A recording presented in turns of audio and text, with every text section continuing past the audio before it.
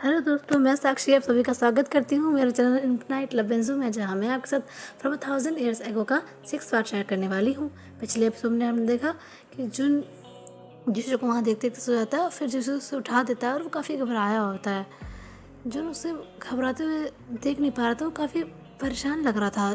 जिसू उसने पूछा, जिसू जी क्या हुआ है, क्या हुआ, अपने परेशान क्यों लग रहे हैं? ऋषि ने कोई जवाब नहीं दिया। उसके चेहरे पर अभी लगभग वही एक्सप्रेशन थे जो तब थे जब उसने जिनको पहली बार देखा था। उसका मास्क और उसके गॉगल्स हटाकर उसका वो कंपोजर कहीं खो सा गया था। उसके वो हाथ जिन्होंने अभी जिनकी आर्म्स पकड़ी हुई थी वो भी कांप रहे थे बुरी तरह से। अब जीशु इस टाइम पर बहुत ही घबरा गया था। वो सच में समझ नहीं पाया था, वो जीशु से कुछ बता नहीं रहा था। उसकी हार्ट बीट बहुत तेज होती जा रही थी। उसने कहा, जीशु जी कुछ बोलिए ना, मैं पूछ रहा हूँ आपसे क्या हो गया है, इतने परेशान क्यों लग रहे हो? अब तक उसकी नींद भी पूरी तरह से उड़ चुकी हुई थी। उसके सारे सेंसेस काम कर रहे थे और उसने जिशु के ऐसे बदले हुए व्यवहार को साफ साफ नोटिस किया था।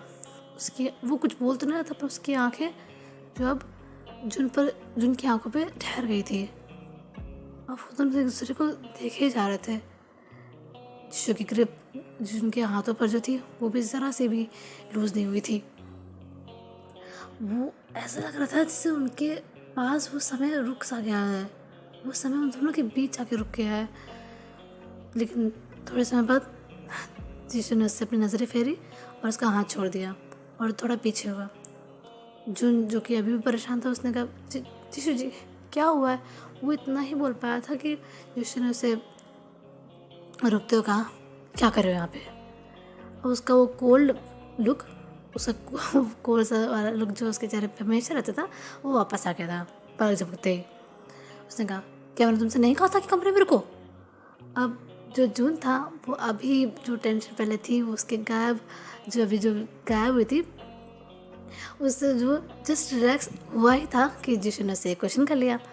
अब उसे समझ में नहीं आया था वो क्या आंसर दे। वो सोच ही नहीं पा रहा था कुछ कि उससे क्या आंसर देना है, वो कुछ नहीं बोल पाता। फिर उसने अटकते अटकते कहा, वो मैं आपको ढूंढ रहा था। जिसने ने कहा, मुझे क्यों ढूंढ रहे थे? उसने कहा, अब जब आप मुझसे पूछ रहे हैं तो मुझे याद नहीं आ रहा। ये कहते ही वो अपने सर का बैक हिस्सा स्क्रैच करने लगता है, जिससे उसका चेहरा थोड़ा सा झुक जाता है। वो जितना कैजुअल हो सकता था उतना कैजुअल बनने की कोशिश कर रहा था उस समय। लेकिन दरअसल बात तो ये थी कि वो जीशु की उन तीखी नज़रों से बचने की कोशिश कर रहा था जो उसे घूर रही थी। ऐसी तीखी नज़रें जो किसी सोल के अंदर भी छेद कर दे, इतनी तीखी नज़र थी उसकी। अब ये तो झूठ था कि अगर वो ये कहता कि उसे डर नहीं लग रहा है अपने सामने जो आदमी है उससे, कि वो उसे डांटेगा। जो उसने खैर एक गहरी सांस ली और उसके जो शोल्डर्स थे वो रिलैक्स करते, वो वहाँ से उठा और उठते के साथ ही उसने कहा, जिससे तुम्हें अपने कमरे में जाना चाहिए।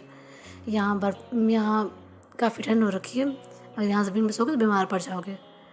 और ये कहते ही वहाँ से जाने लगा। और जो जुन था, दोबारा से उसकी बॉडी ने उसके दिमाग से तेज़ रिएक्ट किया। वो वहाँ से कूदा और जाते हुए जिशु का हाथ पकड़ लिया। और ये सब इतना अचानक हो गया कि वो उसे रियलाइज़ नहीं हो क्या कर रहा है। जब उसने देखा कि जिशु जो था वो उन दोनों के जुड़े हुए हाथों को देख रहा था, तब उसे रियलाइज़ हो कि उसने क्या कर दिया है। वो तुरंत ही जिशु का हाथ छोड़ा और जाकर किनारे खड़ा हो गया थोड़ी दूर पर। और इस समय वो एकदम ऐसे बच्चे की तरह लग रहा था जिससे पता है क्या उसे डांट पड़ने वाली है और वो डरा हुआ है। जिशु ने थके हुए चेहरे के साथ कहा, अब क्या है? जुन ने कहा, जी वो मुझे नर्वसनेस हो रही है कहने में, पर अब मैं कहना चाहता था कि क्या हम दोनों साथ हो सकते हैं। ये शब्द जो उसके मुंह से निकले तो उसके आधे सेकंड बाद ही से रियलाइज़ हो कि उसने क्या कह दिया है। अजय ये सुनने में कितना अजीब लग रहा होगा, वियर्ड लग रहा होगा। उसने कहा, नहीं नहीं नहीं नहीं नहीं, आप जैसे समझ रहे, मेरा वो मतलब नहीं है, मेरा वो मतलब नहीं है। और वो ना अपने हाथों को जिसके सामने ऐसे वेव कर रहा था। उसने कहा, देखिए मुझे गलत मत समझिए, अब प्लीज़। उसका चेहरा शर्म से लाल भी हो गया था, पूरा चेहरा लाल हो गया था। जिशु ने उससे कहा, तो फिर क्या मतलब था तुम्हारा? उसने कहा, जी मैं तो ये कह रहा था कि मैं वो, अब देखिए आप यहाँ के मालिक हैं और आप यहाँ बाहर सोएं और मैं कमरे में सोऊं, ये अच्छा लगता है क्या? ये तो गलत बात हो गई ना, ये बिल्कुल भी ठीक नहीं है, मुझे मंजूर नहीं। जिशु ने कहा, देखो उस कमरे में सिर्फ एक ही बेड है, अगर मैं वहाँ सो जाऊँगा तो तुम कहाँ सोगे? उसने कहा जी उसकी चिंता मत कीजिए, मेरे पास एक स्लीपिंग बैग है, मैं हमेशा अपने साथ रखता हूँ, इससे मुझे ज़मीन में सोने में कोई दिक्कत नहीं होगी, तो हम दोनों इस कमरे में सो सकते हैं। अब जैसा उसने एक्सपेक्ट किया था, यीशु के चेहरे पर एक फ्रॉन आ गई। उसने कहा हाँ स्लीपिंग बैग ये क्या होता है? अब यहाँ से सीन शिफ्ट होता है और वो दोनों उस कमरे में आ गए होते हैं और जुन ने एक बड़ा सा रोल नैनोल कैरी किया होता है और यीशु बस उसके साथ साथ चल रहा होता है और वो उस चीज़ को देखे जा रहा होता है। अब नेचुरली उसे नहीं पता था कि वो क्या चीज़ है, किस मटेरियल का बना हुआ है, तो उसने सोचा चलो देखते हैं कि ये क्या है और इससे कैसे ये काम यूज़ कैसे करते हैं। वो अपने जाके बेड पे बैठ गया और जुन जब उसे बिछाया तो उसने अपनी एक आईब्रो ऊपर की और कहा अरे इतना बड़ा थैला।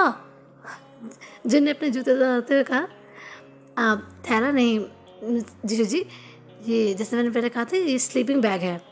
और ये कहने के साथ वो अपने जूते उतार कर उसके अंदर क्रॉल करने लगा, जो रोल था तब तक करने लगा जब तक उसकी आधी बॉडी उस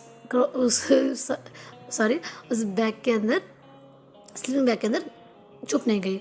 उसने कहा देखा ऐसे यूज़ करते हैं इसे।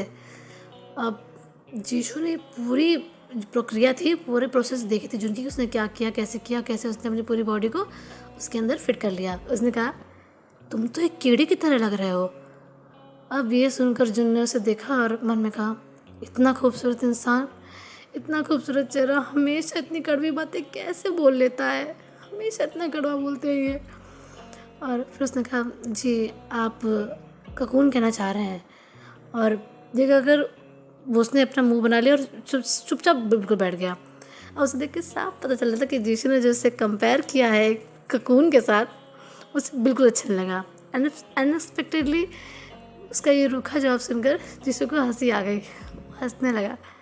जुन ने उसकी तरफ देखा और ये पहली बार था जब जीशु हंस रहा था इतने सालों में, स्पेशली उसके उसके सामने। वो बस यीशु को देखे जा रहा था, उसकी तनी हुई भवें रिलैक्स कर रही थी, उसके डेडिकेटेडली पेल चेहरे पर और उसके होंठों पर एक तेज सा चमक रहा था। वो तो बस यीशु को देखे ही जा रहा था, बिल्कुल खो सा गया था। अब उसे किसी चीज़ की सुध नहीं थी, कुछ होश नहीं था कि क्या कैसे क्या हो रहा है आसपास, कुछ नहीं समझ में आ रहा था। वो बस उसे देखे जा रहा था, उसका मुँह हंसता हुआ चेहरा। एंड फिलहाल के लिए इतना ही, मैं मिलती हूँ आपको नेक्स्ट चैप्टर में। तब तक के लिए अगर वीडियो पसंद आया हो तो लाइक कर दीजिएगा, चैनल पे नया तो सब्सक्राइब कर दीजिएगा और वीडियो में कमेंट कर दीजिएगा, शेयर कर दीजिएगा और कमेंट में जय वंदना लिख दीजिएगा। आई नो आज भी मैं अटकी हूँ, I am so sorry guys. मैं सच में ट्राई करूँगी नेक्स्ट टाइम, प्लीज़ मुझे माफ़ कर दीजिएगा और वीडियो को प्लीज़ लाइक कर दीजिएगा, मैं सच्ची कोशिश करूँगी।